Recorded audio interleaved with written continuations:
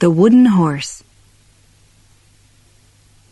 Many centuries ago, there was a great and powerful king of Persia named Sabur. He was a kind and generous king who helped the poor and showed respect to everybody. On public holidays, King Sabur always opened his palace to the people of his city. The people celebrated for days and brought the king and his family beautiful gifts. On one holiday, a wizard came to the palace to give the king his new invention. The wizard was a smart inventor who knew all about magic and the mysteries of the world and could make unusual things. The king loved anything scientific and technical, and he asked the wizard to show him his invention. So the wizard presented him with a horse, which was made of beautiful wood as black as the night. Its shining eyes were pure gold, and it had jewels in its fine head. It was a very suitable gift for a king. The king admired the horse's beauty and asked the wizard what it could do. "My lord," the wizard answered, "if you get on this horse, it will carry you wherever you want to go. It can ride through the sky and race through 1 year in a single day." The king thought this invention was very special, and he said to the wizard, "Show me how this horse of yours works. By Allah, if you're telling the truth, I'll give you whatever your heart desires." So the wizard climbed onto the horse's back, pressed its stomach, and the horse suddenly flew up into the sky and around in circles above the palace. Everyone was amazed as they watched this. "So now, wizard, you may ask for anything, and I'll give you whatever you desire." This wizard had heard that the king had 3 beautiful daughters, and that the youngest was especially beautiful. People often talked of her beauty and said that she was like the sun and the moon. So the wizard asked the king to give him his youngest daughter as his wife. The king immediately agreed and commanded a servant to bring his daughter. But the 3 daughters had been watching and listening from behind a curtain. The youngest saw that her husband was at least 100 years old and very ugly. She couldn't believe that her father would marry her to this horrible old man with a face like a monkey's. She ran to her room, fell onto her bed, and cried. Her brother, Prince Kamar al-Akmar, heard her crying and ran in to see what was wrong. "Dear little sister, why are you crying? What's made you so unhappy?" When she told him what had happened, he was angry at his father and promised his sister that he would stop this silly marriage. He went to his father to complain, but his words were wasted. The king could only think of the beautiful wooden horse. "My son, you don't understand. This horse is amazing. Just try it, and you'll see what I'm talking about." The king commanded his slaves to bring the horse for the prince to try. The prince was very good with horses, but when he got on this horse, it wouldn't move. He sat on its back, kicking its sides and commanding it to move, but it just sat there, completely still. The king was very angry and ordered the wizard to show the prince how it worked. But the wizard had heard everything that the prince and the king had said, and he was very angry at the prince for trying to stop his marriage. He came forward and, without smiling or even looking at the prince, pointed to a button on the horse's stomach and said, "Press this." The prince thought this man was quite rude, but he pressed the button. Suddenly, the horse flew into the sky, higher and higher, until the prince and the horse were only a tiny spot. In the end, the king couldn't see the horse or his son at all. He was very angry and told the wizard to make them come down again. But the wizard pretended that he was innocent. "My lord, there's nothing I can do. Your son was too silly and proud to ask me about the button for coming down, and I'm afraid I forgot to tell him." When the king heard this, he was even angrier, so he ordered his slaves to put the wizard in prison. He then closed the doors of his palace, and with his wife and daughters and the rest of the people in the city, cried and cried for the prince they had lost. While all this was happening, the horse kept flying nearer and nearer to the sun. The prince realized now that the wizard had heard his conversation with his father and had tricked him. He knew that he was completely lost, and he regretted ever getting on the horse. But he was certain that if there was an up button, there must be a down button too. He kept feeling all over the horse until he found 2 buttons. He pressed one, and the horse went faster and higher. So he quickly pressed the other one, and the horse immediately began to slow down and fly toward the earth again. When the prince realized that he had learned how to control the horse, he was very happy. He then began to play on the horse, making it go up and down and around in circles. He flew over cities and countries he had never seen before. One of these countries was especially beautiful, with green hills, clear streams, and many different types of animals. He came to a large city, which looked interesting. The sky was beginning to grow dark, so he decided to stay in that city for the night. He looked and looked for somewhere to land, and eventually saw a tall palace. He pressed the down button and landed gently on the roof of the palace. As the prince got down from the horse, he looked up at the sky and thanked Allah for his safe journey. He then carefully inspected the horse, which had given him such an amazing ride.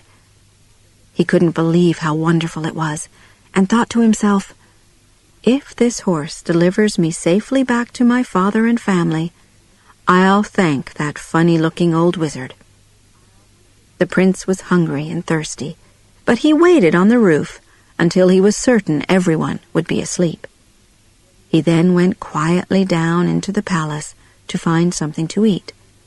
When he was inside, he wandered through the different rooms and halls, admiring the beautiful architecture. He saw a light and found that it was outside a door, which was slightly open. There was a slave boy sleeping in front of the door, guarding the room. A large sword was lying on the floor by the slave's side, and there was a leather bag next to him. The prince prayed to Allah to protect him, and slowly and carefully took the leather bag and found some food inside. He ate quickly, returned the bag to its place, and stole the slave's sword. The prince then went quietly through the door and saw a beautiful white bed. There were 4 slave girls sleeping on the white stone floor around the bed. A beautiful young woman was lying on the bed, also sleeping. Her hair was black and shone so brightly that it seemed to be full of stars. Her face and body were like a wonderful dream. The prince was so amazed by her beauty that he wasn't afraid. He went up to her, shaking with pleasure and excitement, and kissed her gently on her soft cheek. She immediately woke up with fear in her eyes. "What's happening? Who are you?"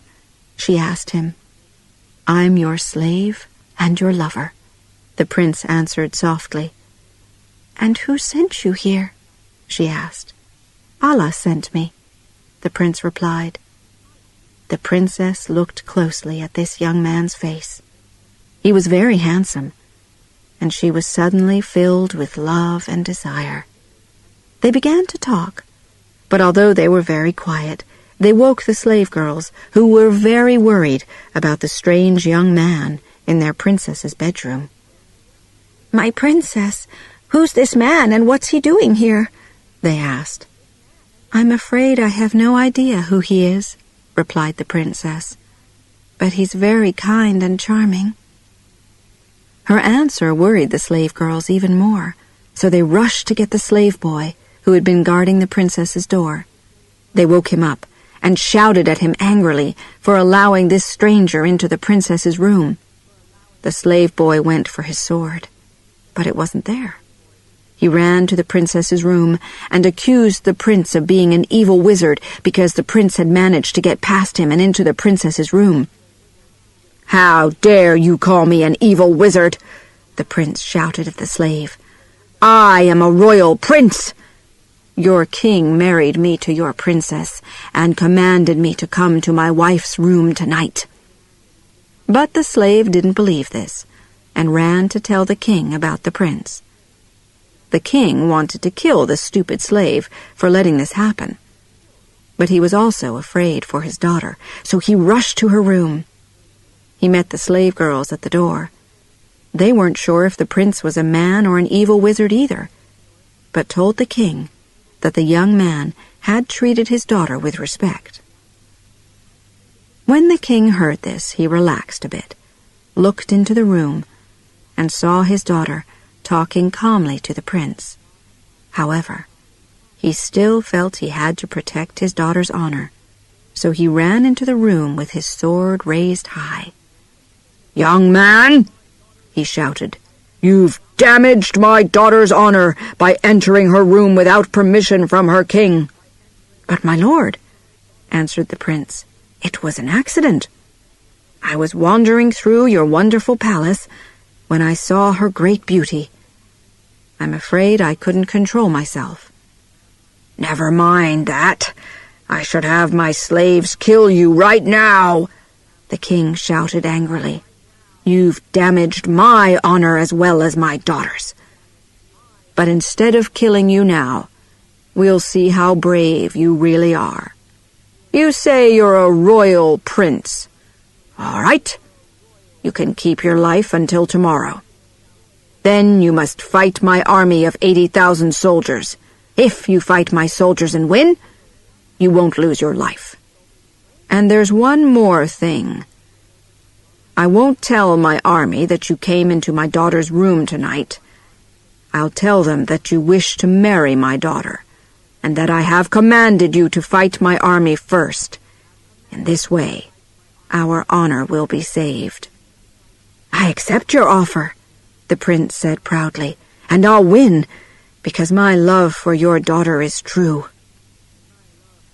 The prince was then taken to the king's room to sleep that night, so that the princess would be safe.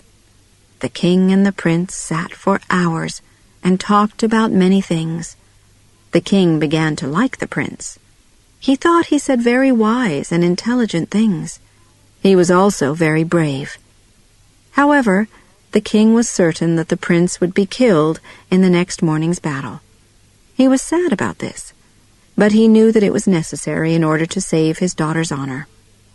When morning came, the king's army gathered outside, and the king spoke to his soldiers. "Listen carefully.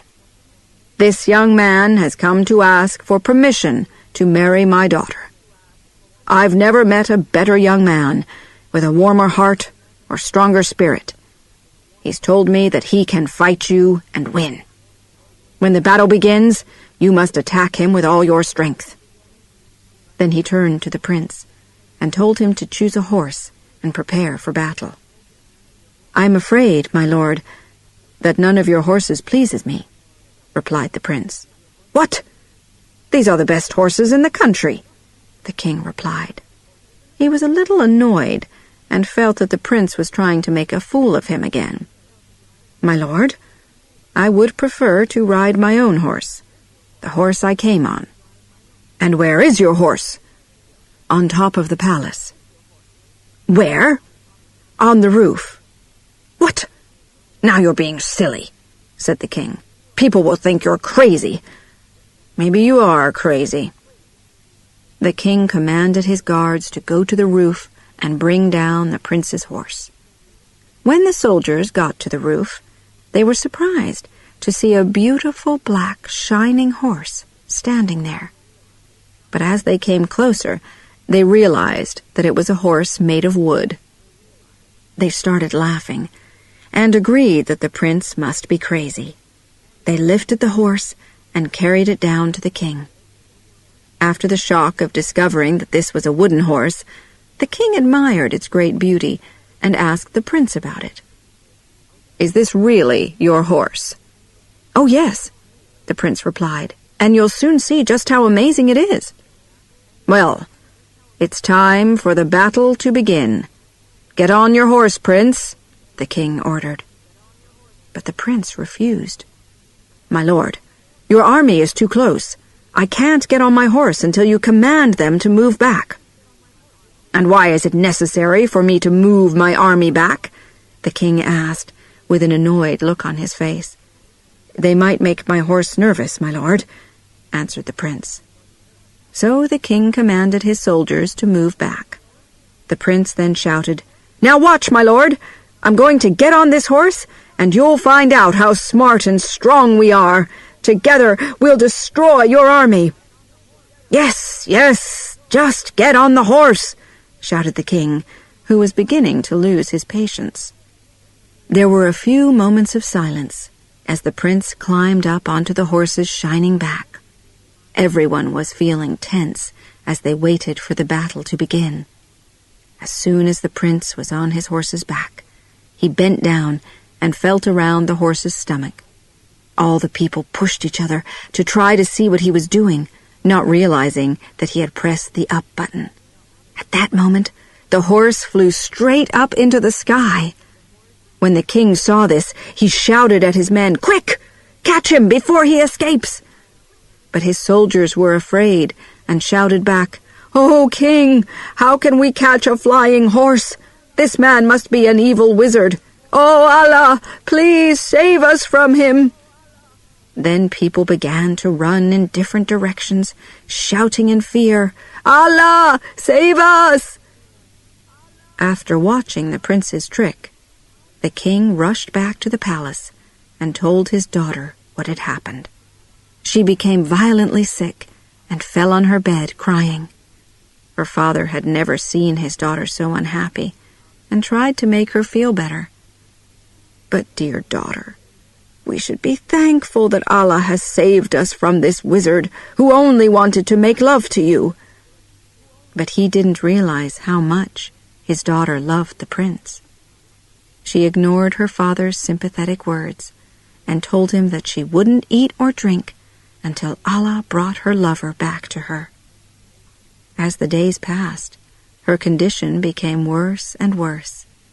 Her father was very worried and kept trying to help her, but she only loved the prince more and felt lonelier for him each day. When Prince Kamar al-Akmar had flown high into the sky and knew he was safe, he turned his horse toward his own country. But as he flew toward his home, he could only think of the lovely princess. Her city was called Sana'a, and he locked that name in his memory so he could return. When he finally reached his own city, he came down to land on the roof of the palace. In the palace there was a great silence. The rooms were dark and empty. He thought that someone in his family had died, so he hurried into his father's room and found all his family dressed in black, with sad, pale faces. When his father saw him, he shouted with joy and ran and put his arms around his son. Everyone cried with happiness and asked the prince what had happened to him. The prince told them about Sana'a, the princess, the king, and his soldiers. "Praise to Allah for bringing you home safely, my son," cried the king. He sent messengers to give everyone the wonderful news. He then commanded his servants to prepare the palace and the city so that they could celebrate his son's return. The streets and markets were decorated and beautiful music was played. The king and queen threw their black clothes away and went out to meet their people. Everyone danced, sang, and ate, and drank as much as they could for 7 days and 7 nights. During this time, the prince asked his father what had happened to the wizard who had invented the wooden horse. The king became angry when he remembered the wizard. "He's an evil man, and I was a fool to trust him. He's been in prison since the day you left us, and he'll stay in prison forever." But the prince told his father how amazing the horse was, and asked him to let the old man out of prison. The king finally agreed, but he wouldn't allow the man to marry his daughter. When the wizard was freed and given this news, he was very angry. Although he had gotten his freedom back, he had lost his wonderful horse and his beautiful wife. He regretted giving the king the wooden horse. As the people continued to celebrate, the king and his son returned to the palace to eat, drink, and talk together. Despite the fact that the prince had managed the horse so well, the king was worried, and he tried to advise his son. "I know that you've used this horse well, but you don't know everything about it. There could be hidden dangers. I think it would be a mistake for you to ride it again." While they were sitting and talking in this way, a beautiful slave girl began to play music for them. She sang a song about separated lovers. As the prince listened to its sad words and beautiful music, the fire of love burned in his heart, and he wanted the lovely daughter of the king of Sana'a more than ever. So when his father wasn't looking, he went quietly up to the roof, got on his horse, pressed the up button, and flew up into the night sky. After a few hours, the king wondered where his son had gone. When he couldn't find him anywhere in the palace, he went up to the roof and saw that the horse wasn't there. "O Allah," he prayed, "please protect my son." And then he thought, "If my son returns to me, I'll definitely destroy that horse. Then the prince will have to stay here on the ground, and I can stop worrying about him." The prince flew through the night sky on his way to Sana'a and his love. When he arrived, he landed on the roof and went quietly down into the palace, where he again found the slave boy asleep in front of the princess's door. He listened through the door and heard the princess crying and talking to her slave girls. "Princess, why are you crying about someone who left you and doesn't care about you?" "You silly girl, you don't really believe that he's forgotten me, or that I could forget him, do you?" And she began to cry again, until she finally fell asleep. The prince's heart was full of joy when he heard the princess's words, so he climbed over the sleeping slave boy, walked quietly up to her bed, and touched her hand gently. The princess opened her eyes when she felt his touch and threw herself on him, kissing him 100 times. "Oh, I've been so unhappy," she cried. "I've been unhappy too," the prince answered. "Then why did you leave?" she cried.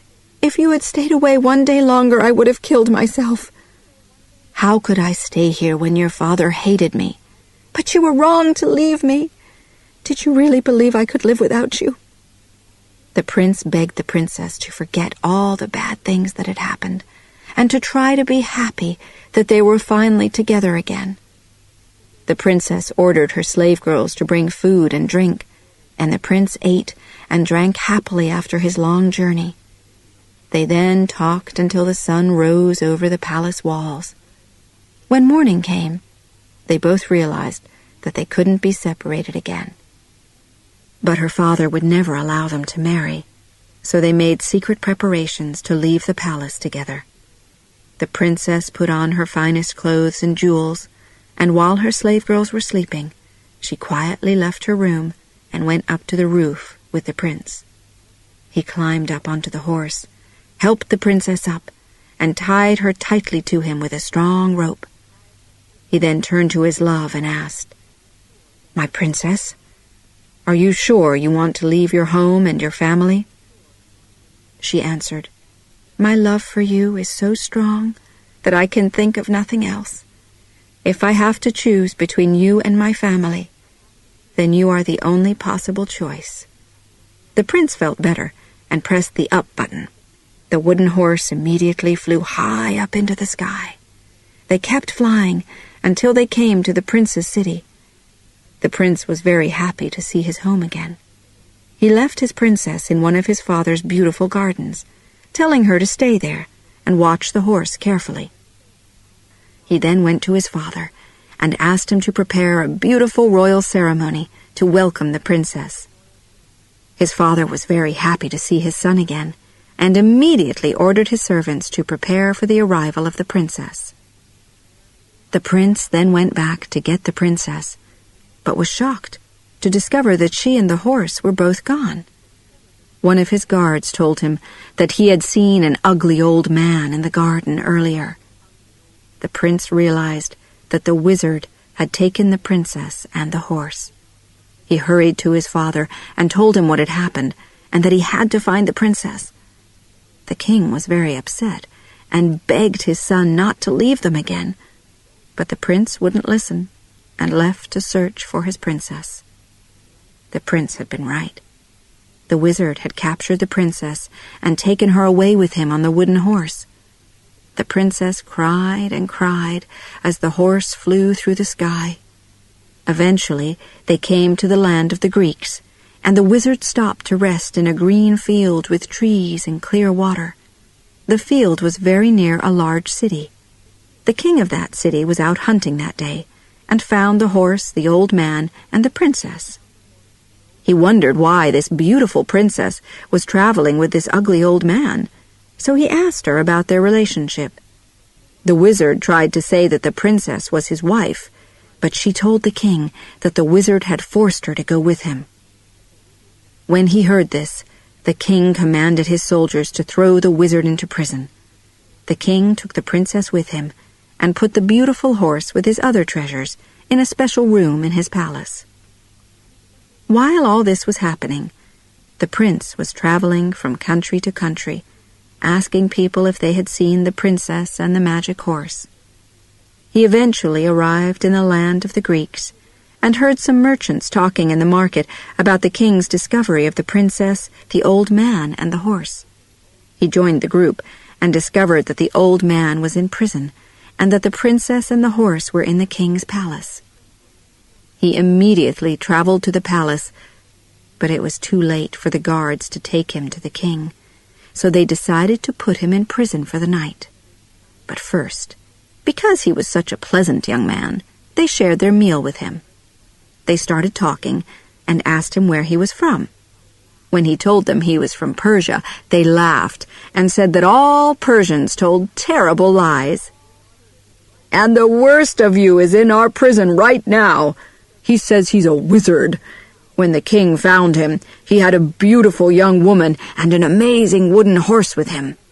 The king has fallen in love with the woman, but she's completely crazy. If this old man was really a wizard, he could save her. But he can't.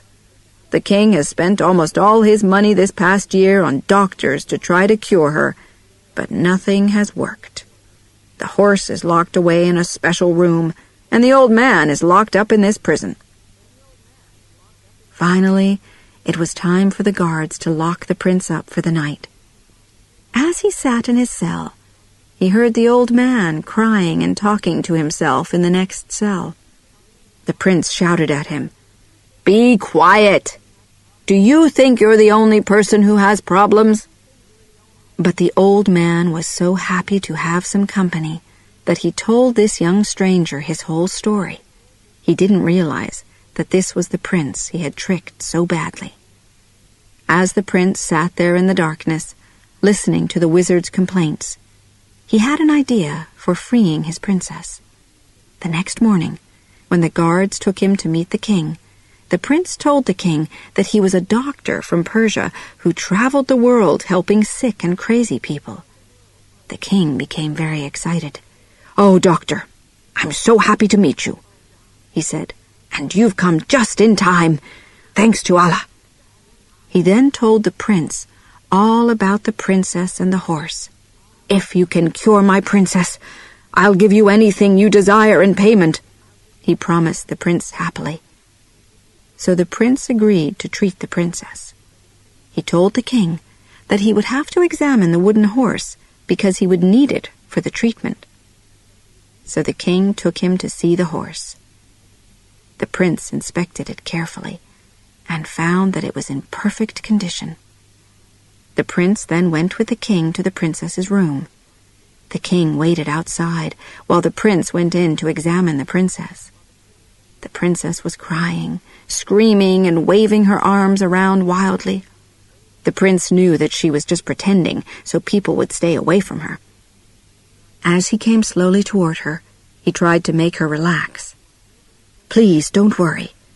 Nobody's going to hurt you, my beauty." When he was by her side, he whispered in her ear, "It's me, Qamar al-Ahmar." As soon as she heard this, the princess screamed and fainted with joy. The king was very worried and shouted through the door, "What's going on in there? Have you frightened her? Are you all right, my princess?" The prince quickly whispered again in his princess's ear, "Oh, Shams al-Nahar, be careful. We're in great danger. We must plan everything carefully so we can escape. I'll go outside your room and tell the king that you're crazy because the wizard put an evil spirit into the wooden horse, which then got into you. Then I'll tell him that I can remove this evil spirit and cure you. When I've finished, I'll come back into your room and talk to you for a few moments. Afterward, I'll invite the king in. You must then talk very sweetly to him to make him believe that my treatment has made you better." When the prince had finally done all these things, he invited the king into the princess's room. The princess smiled warmly at him and welcomed him with a kiss. The king was very happy and thanked the doctor with all his heart. The prince then told the king that the princess was not completely well yet. "In order to complete the cure," the prince explained, "you and your soldiers must take the princess and the wooden horse back to the place where you found her. I will only then be able to remove the evil spirit from the horse and destroy it completely. If I don't do that, it will continue to drive the princess crazy." The king agreed. He now thought the doctor was so intelligent and honest that he believed anything he said. The soldiers took the horse to the field, followed by the king and the princess. The prince, still dressed like a doctor, gave the king his orders. "My lord, this could be dangerous. So first you must put the princess and the horse as far away as possible from you and your soldiers. I will then go and remove the evil spirit from the horse. I will get on the horse and put the princess behind me. The horse will shake and make strange noises, but don't worry. This is a necessary part of the treatment. The horse will turn and run straight toward you and your soldiers. When this happens, you'll know that the evil spirit has been completely removed from the horse. You may then do whatever you want with the princess." When the king heard this, he was very happy. He quickly ordered his army to move back from the princess and the horse. The prince left the king and walked slowly to the horse. He climbed up onto the horse's back, helped the princess up, and tied her tightly to him. He then reached down and pressed the up button. The horse immediately flew up into the air, higher and higher into the sky, until it could be seen no more. The king and his soldiers stood there silently watching. They stood that way for half a day, waiting for the horse to return. Eventually the king realized that he had been a fool. He knew that there was nothing he could do, so slowly and sadly he returned to his palace. The prince flew day and night until he finally arrived at his father's palace. After landing on the roof and making sure that the princess was safely inside, he went to see his father and mother.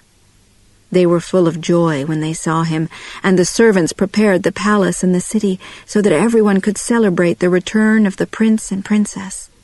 People then celebrated for 30 days and nights with delicious food, beautiful music, and dancing in the streets.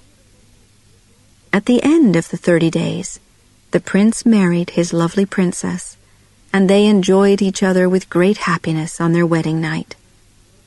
King Sabur destroyed the horse, so his son could never leave again and get into trouble. He then wrote to the princess's father to tell him that she was safe and happily married. The king of Sana'a was filled with joy to hear this news. He sent messages of friendship and many expensive gifts back to his daughter, her new husband, and their family. Prince Kamar al-Akmar was very happy to receive his good wishes and invited him to the palace.